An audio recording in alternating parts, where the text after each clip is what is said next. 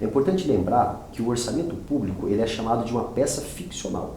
Por que é uma peça ficcional? Porque é uma projeção. Você imagina que vai arrecadar um determinado tipo de recurso, um determinado valor, e você projeta os gastos com esse recurso. O que é que você vai gastar com esse dinheiro caso ele entra?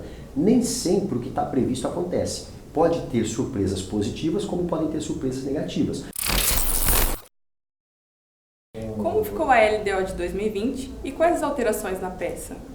Bom, primeiro acho que é importante a gente lembrar o que é a LDO, né? A Lei de Diretrizes Orçamentárias. O orçamento público ele tem um tripé, PPA, LDO e LOA. E a LDO ela é o norte, o caminho que vai seguir esse orçamento. Então, em 2020, que é o próximo orçamento, ele tem como norte investimentos na área de saúde, na área de investimentos para questões sociais e principalmente para a área de habitação. Esses foram os temas mais ligados na LDO. E a partir desses temas, a gente fez a construção e a discussão da LOA, que é o próprio orçamento, né? Eu costumo brincar que é como se fosse uma família preparando uma viagem. A ideia da viagem ela tem que estar no PPA, o Planejamento Plurianual. O formato dessa viagem, para onde vai ser, quantas pessoas vão, se vai ser de carro, se vai ser de avião, se vai ser de outro meio de transporte, estaria na LDO, ou seja, o norte que você vai tomar para isso acontecer. E o quanto custa essa viagem e como se paga essa viagem seria a LOA, a Lei Orçamentária Anual. Como lidar com os problemas do serviço público mediante um orçamento de 4,3 bilhões que precisa atender áreas prioritárias como saúde e educação e ainda investimentos para Campo Grande? Bom, o orçamento público nunca fecha a conta, ele nunca é suficiente para as demandas da sociedade, de uma cidade, né? Campo Grande tem crescido o seu orçamento, nós estamos aí passando da casa dos 4 bilhões, mas também tem crescido as despesas e as necessidades da própria cidade. Como lidar com esse desafio? Priorizando, tendo um bom planejamento, discutindo com a sociedade o que é prioridade e fazendo esses investimentos conforme a indicação da própria sociedade. Mas a conta sempre vai ser essa, sempre vai ter mais demanda do que recursos, sempre vai ter mais desafios do que soluções. E o desafio maior na gestão pública é ter uma gestão eficiente, com planejamento e com execução. Foram 268 emendas, das quais 40 não foram aprovadas na Lei de Diretrizes Orçamentárias de 2020, um número menor do que em anos anteriores. Por que isso aconteceu?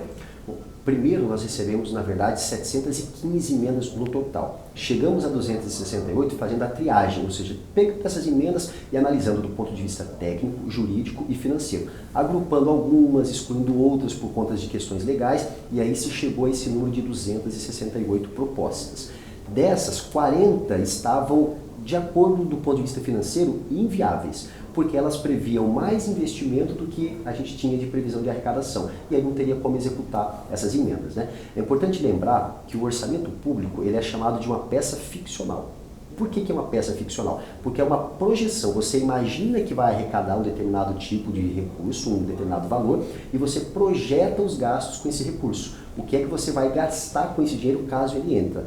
Nem sempre o que está previsto acontece. Pode ter surpresas positivas, como podem ter surpresas negativas. Por exemplo, a gente pode ter uma epidemia de dengue e desvirtuar todo o orçamento. Como a gente pode ter um excesso de arrecadação e aumentar o orçamento podendo fazer novos investimentos. Então, por isso a peça ficcional, né? Mas o planejamento através da Lei Orçamentária Anual, ele é fundamental para que este recurso minimamente seja bem equipado. E as emendas apresentadas pelos vereadores, elas são, antes de tudo, o desejo da sociedade. É aquilo que a comunidade, que a sociedade leva até o seu vereador, a sua vereadora, e a Câmara sintetiza isso em propostas de alteração no próprio orçamento.